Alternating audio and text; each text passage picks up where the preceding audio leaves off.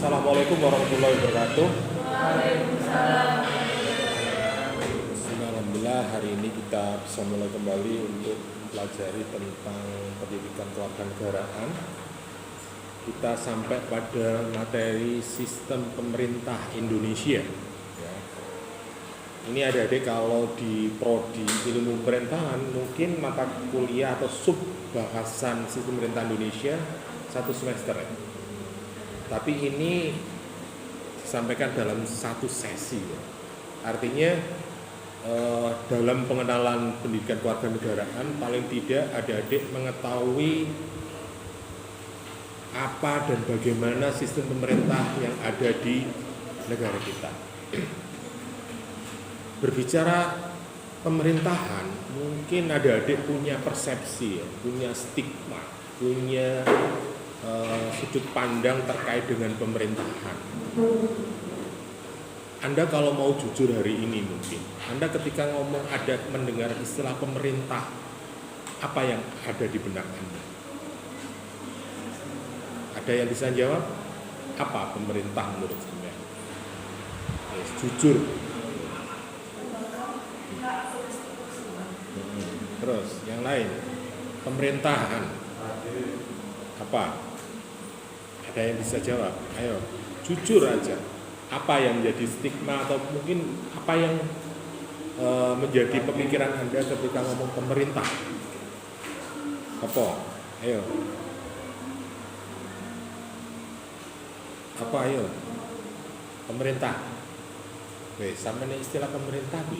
Menikung ya mengatur terus. Memimpin terus.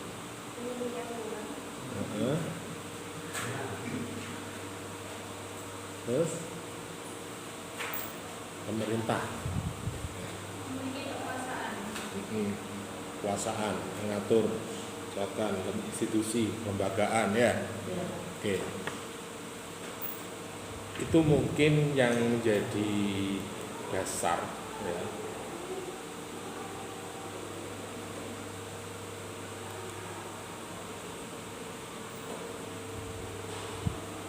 Oke, tadi ketika kita adik-adik mendengar istilah pemerintah, ada yang mengatakan institusi, lembaga, kebijakan, mengatur dan sebagainya. Memang kalau kita bicara pemerintah, itu memang sangat kompleks ya. Kalau dari sisi etimologi, sisi kebahasaan,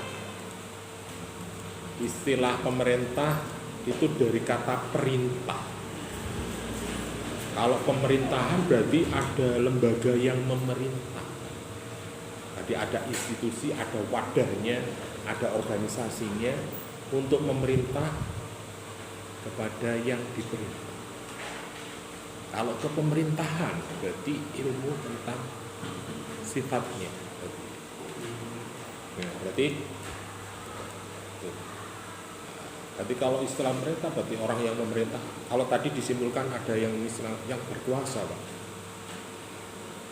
Memang kalau kita bicara definisi pemerintahan, bicara pemerintahan memang sangat luas ya. Artinya pemerintah itu bisa dikatakan karena berkuasa berarti bisa memaksakan kehendak, bisa memaksakan sebuah kebijakan atau peraturan kepada warganya. Kalau kemarin kita bicara sudah dari ideologi, kemudian konstitusi, dasar negara, kemudian kepada perundang-undangan, berarti kalau pemerintah itu adalah dalam tataran pelaksana daripada undang-undang. Ya, pelaksana undang-undang bisa juga penegak dari perundang-undang, bisa juga perencana dari perundang-undang. Jadi kalau di sini diartikan bahwa pemerintah itu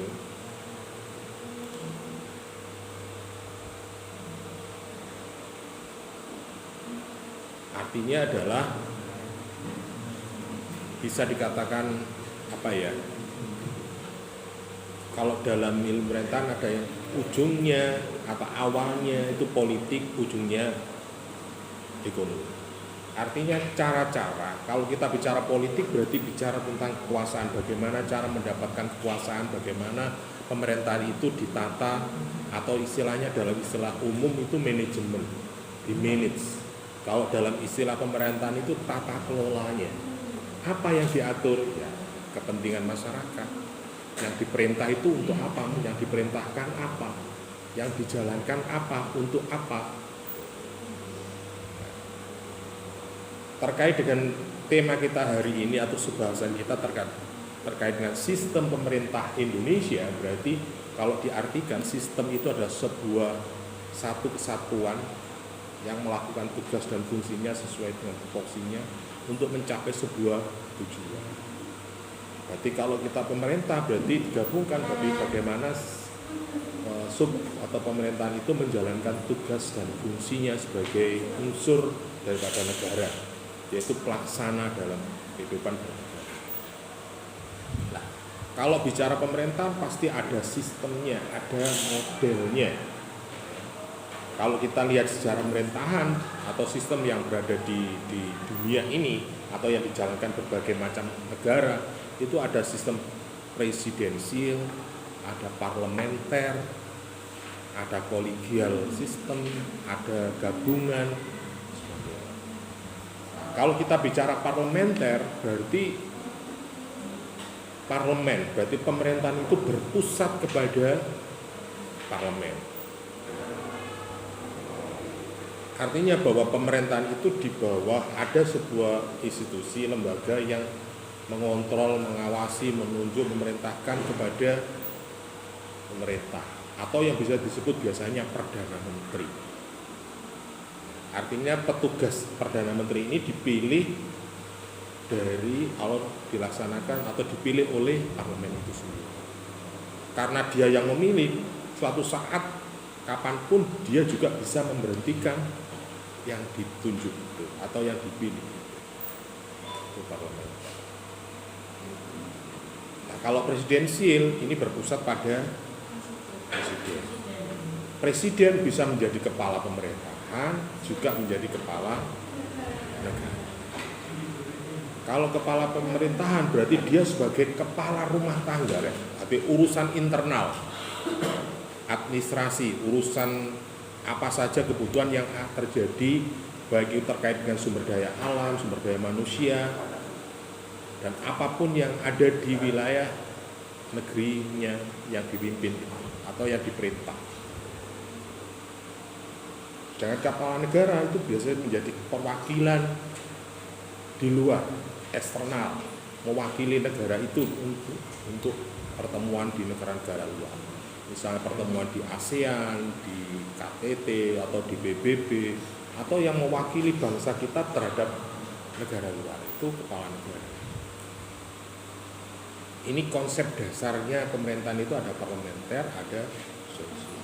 Nah, parlementer ini biasanya cenderung seperti negara kerajaan, seperti negara Inggris, Malaysia, itu rajanya masih diakui, Jadi seakan-akan negara itu ya segini raja itu, ya, jenenge kerajaan oligarki. Indonesia sebenarnya bisa seperti itu, tetapi karena perjuangan para father kita, kerajaan-kerajaan itu menjadi tidak fungsi lagi. Secara kultur mungkin ada kerajaan kayak Majapahit, Sriwijaya, Demak, Keraton Solo, Jogja, semua ada. Tapi tidak masuk di dalam sistem pemerintah. Kalaupun ada, sekarang misalnya di kerajaan Jogja misalnya, Keraton Jogja, misalnya, Keraton Solo misalnya, ya hanya sebagai simbol saja. Kayak di Jogja ya hanya simbol saja. Sri Sultan itu juga selain sebagai raja, dia juga sebagai gubernur. Ya. Kayak di Solo mungkin tidak ada ya pemerintahan. Jadi secara kultur masyarakatnya masih mengakui kerajaan itu, tetapi dalam sistem pemerintahan kita tidak. Tetapi dalam konteks pelaksanaan pemerintahan atau kenegaraan di negara kita, kerajaan itu ya tetap diakui ada, tetapi dalam konteks istimewa. Biasanya ada istilah otonomi khusus, ada perlakuan khusus.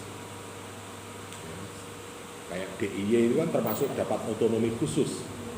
Kerajaannya masih diakui oleh masyarakatnya, artinya kegiatannya, tapi tidak masuk dalam sistem pemerintahan itu, tapi diakui gitu, keberadaan. Artinya bahwa raja itu juga ketika mengomandu masyarakat, misalnya contoh kejadian Gunung Merapi meletus di Yogyakarta itu sang ratu memerintahkan masyarakatnya untuk gotong royong, sama gubernur memerintah gotong royong, mereka sama-sama dijalankan. Bahkan bagi masyarakat yang pedalaman atau masyarakat awam di sana lebih taat dan patuh terhadap ratunya atau rajanya. Tapi secara kenegaraan, sistem pemerintahan yang dianut pemerintah DIY, daerah istimewa Yogyakarta. Tapi secara kultural rajanya masih diatur. Daerah-daerah istimewa yang ada di Indonesia tidak hanya karena kerajaan, kayak DKI, Aceh, Papua, itu otonomi khusus dengan sebab yang berbeda. Mengapa ini dilakukan dalam sistem pemerintahan negara kita? Karena negara kita terdiri dari kepulauan, suku-suku bangsa, sehingga dalam tatanan sistem pemerintahan kita ada istilah otonomi daerah. Otonomi daerah berarti kalau kita bicara otonomi berarti ada kewenangan yang bisa diatur oleh daerah itu masing-masing. Dan dalam otonomi daerah pasti ada istilah desentralisasi, ada dekonsentrasi, ada sentralisasi, ada medebewin, dan sebagainya. Itu dalam sistem pemerintah yang terjadi sekarang. Tetapi hari ini kita bicara tentang bagaimana sistem pemerintah.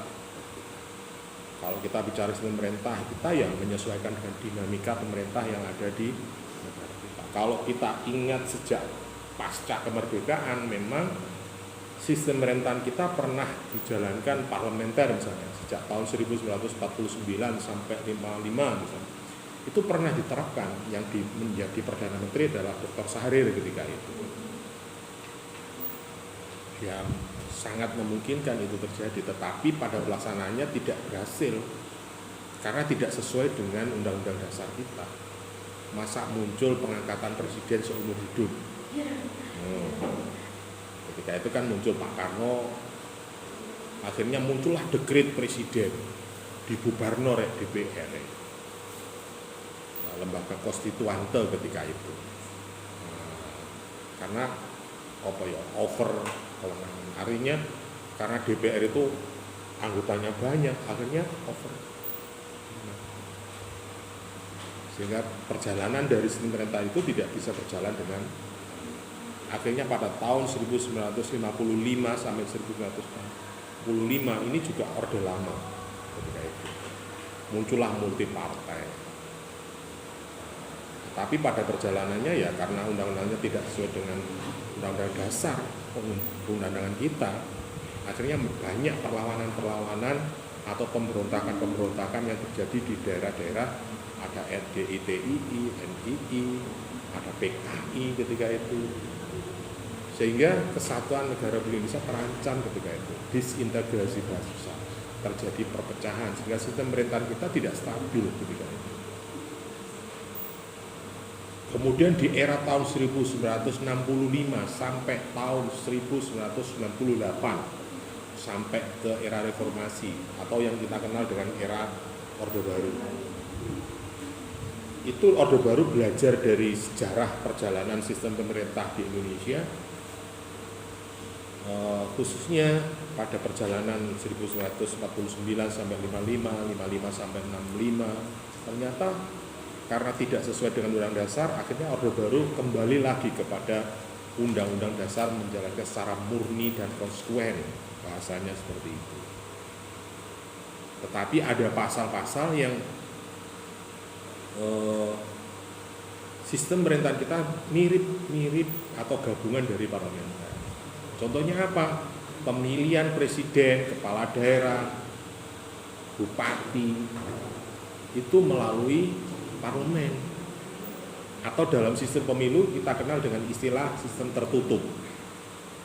Artinya masyarakat tidak memilih secara langsung, memilih melalui wakil-wakilnya, yaitu anggota DPR atau istilahnya parlemen. Dan isi undang-undang dasar kita waktu itu, presiden bisa atau dapat dipilih kembali. Kalau ada istilah seperti itu, berarti presiden bisa menjabat beberapa periode. Ketika kekuasaan itu berlarut-larut dalam teori politik itu kan pasti absolut. Ya. Wong iku nek wis kadung nyaman rek, akan absolut. Jadi seakan-akan ketika orang lain yang memimpin itu dianggap tidak tepat atau tidak pas atau tidak enak. Sama halnya ketika kalian misalnya sejak semester 1 wis jadi ketua kelas terus rek sampai semester 4. Biasanya segala sesuatu bisa diatasi. Akhirnya semester 5 wae ganti misalnya 2 tahun sekali ganti rek. Was nek awak dhewe sing ngatur gak dadi gak mlaku gak. Akhirnya yang terjadi adalah ya seperti itu, ya wajarnya manusia seperti itu. Setiap rezim yang berkuasa baru pasti menjelekkan rezim sebelumnya. Akhirnya seperti itu terjadi. Jadi mungkin bisa juga kita tidak bisa menyalahkan kenapa di era Orde Baru kok bisa sampai 5 periode. Ya, mungkin karena referensinya rezim Orde Lama. Mosok rezimnya dipencolokno rezim Orde Reformasi. Juga mungkin. Pasti orde sebelumnya. Sehingga dia menerapkan peraturan atau kebijakan atau undang-undang yang mungkin bisa juga revisi dari sebelumnya. Kemudian di era reformasi, Orde Baru menjabatkan banyak kritikan karena kekuasaan itu absolut. Akhirnya baik partai politik, pertahanan, apapun menjadi alat kekuasaan. TNI Polri menjadi manunggal, tidak punya dui fungsi ABRI, dui fungsi TNI. Artinya TNI juga masuk ke ranah politik, juga ranah tugas dan fungsinya. Sehingga ketika itu mahasiswa maupun masyarakat memberontak tentang itu. Nah, masyarakat sipil hidup nang militer. Itu kalah ya. Jadi masyarakat diinting-inting. Nah, misalnya di Orde Baru di zaman itu, masyarakat mau mengadakan pengajian atau mungkin partai politik harus izin ke Koramil. Waktu itu bayangkan ya. Nek saiki yo izin deh. Untuk hal apa bukan masalah pengajiannya. Mungkin bisa juga pembicaranya, bisa juga terkait dengan keamanan tempat. Misalnya sampai saiki mau ngundang Gus Idam, wah, nah nek nggone lapangane sakmene yo gak diizino. Misalnya wah ngundang Gus Idam di deleng kok warunge pras, wah iso bejat kabeh ngarep-ngarep itu ya.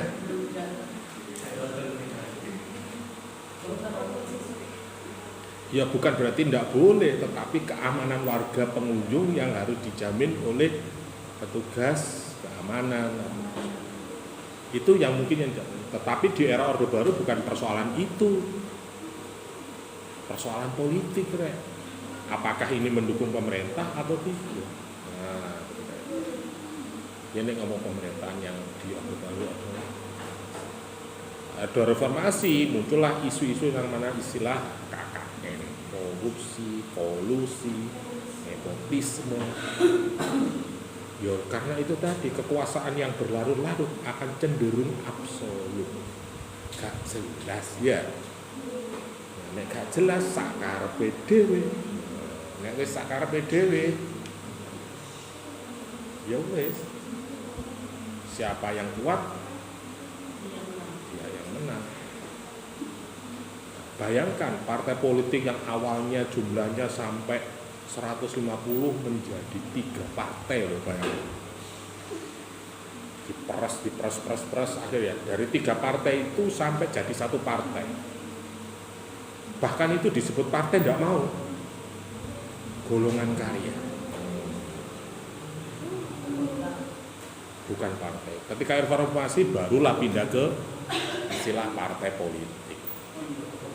Nah ini ngomong golongan karya berarti kan pejabat negara, TNI, semua pekerja itu menjadi anggota golongan karya. Sehingga ketika pada pemilu akhirnya menang 90%. Akhirnya karena pemilihan pejabat negara, baik presiden, kepala daerah, itu dipilih oleh parlemen atau DPR, akhirnya menangan, akhirnya bisa menjabat sampai 5 periode. Itu versi perjalanan pemerintah yang ada di kita secara politis.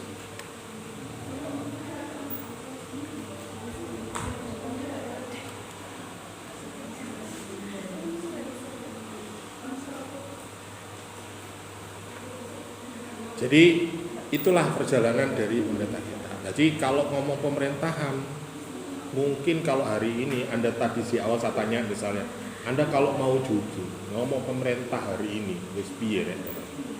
Oh, has koruptor. Pemerintah itu mesti ngakali Pak. Pemerintah itu mesti markup Pak. Mesti. Karena Anda mungkin adik-adik ini dilahirkan di era reformasi.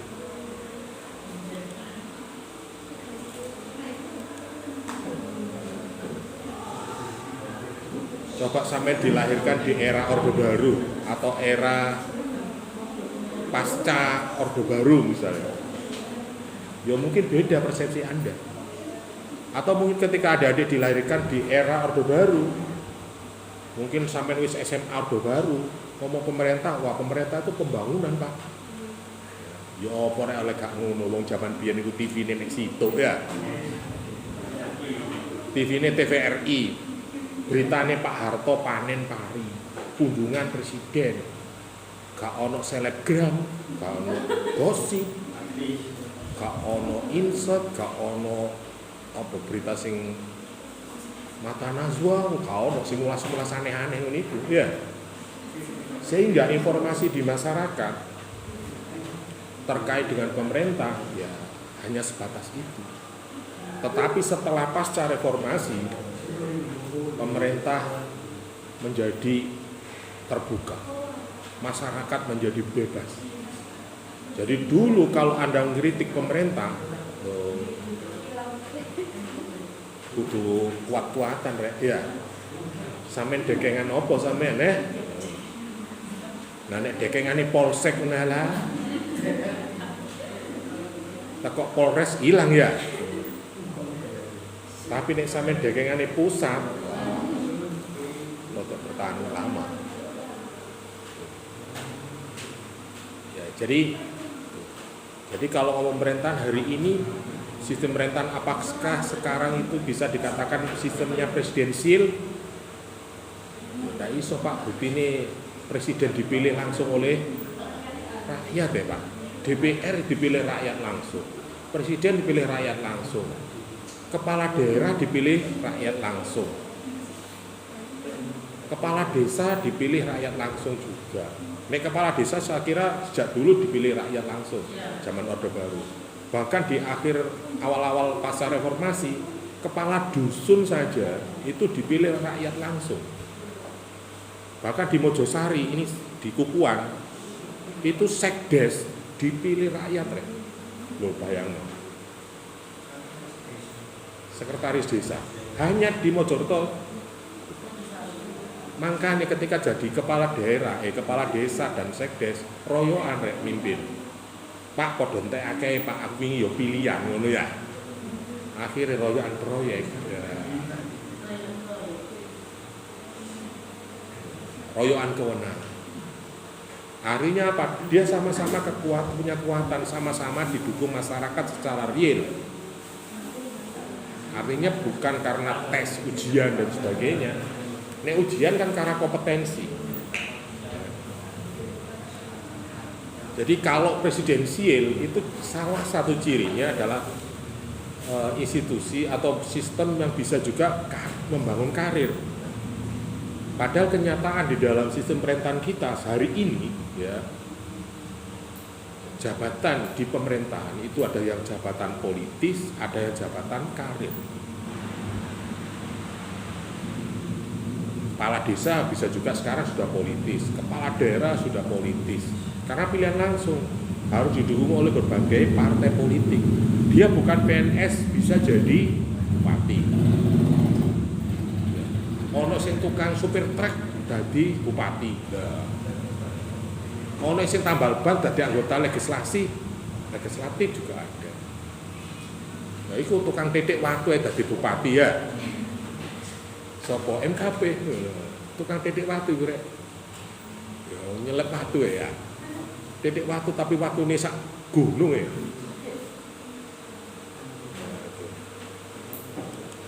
Nah ini, jadi di sistem presidensial itu juga bisa membangun karir. Artinya seharusnya jabatan pemerintahan itu adalah di orang yang benar-benar punya kompetensi di bidang keilmuan, baik di bidangnya, khususnya di bidang pemerintahan. Jadi kalau ngomong pemerintahan, yo seharusnya kompleks ya. Di pemerintahan itu sih diurusi itu gak ngomong administrasi tok, hukum yo iyo, ekonomi yo iyo, teknik yo iyo, kebudayaan yo, agama iyo, semua diatur. Sekarang menurut Anda apa sih yang nggak diatur pemerintah di hidup kalian? Wes opo kira-kira?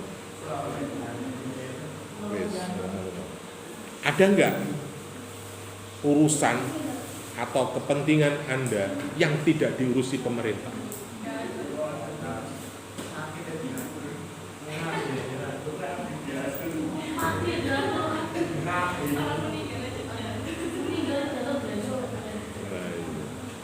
Ujung rambutnya diatur kok Pak.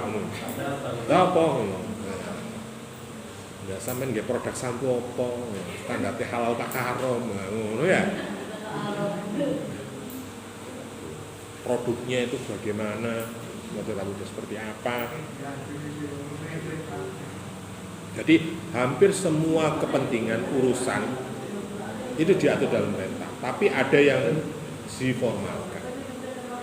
Makanya di dalam urusan atau kepentingan masyarakat itu dilembagakan. Nah kalau di dalam sistem pemerintahan itu ada istilahnya kementerian yang ngatur bidang urusan masyarakat. Misalnya sekarang ekonomi kreatif, ya, sampean gawe konten ono kementerian ini kok ya, ya enggak.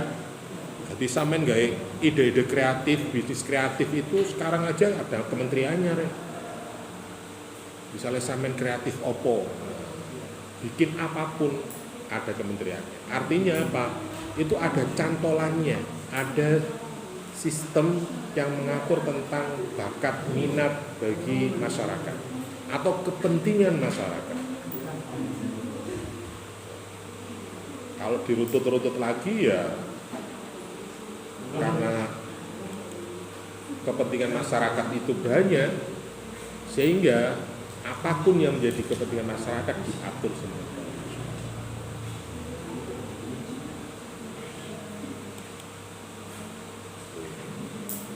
Oke, sampai di sini ada yang ditanyakan terkait apapun, pokoknya ngomong pemerintahan, guys. Monggo. Ini iso jawab tak jawab, negatif iso jawab meni PR. PR bagi saya. Kok nek iso jawab maneh? Nah, wis tak sinau maneh aku nek. Wis silahkan tanya. Urusan pemerintah pokoknya. Monggo. Silahkan.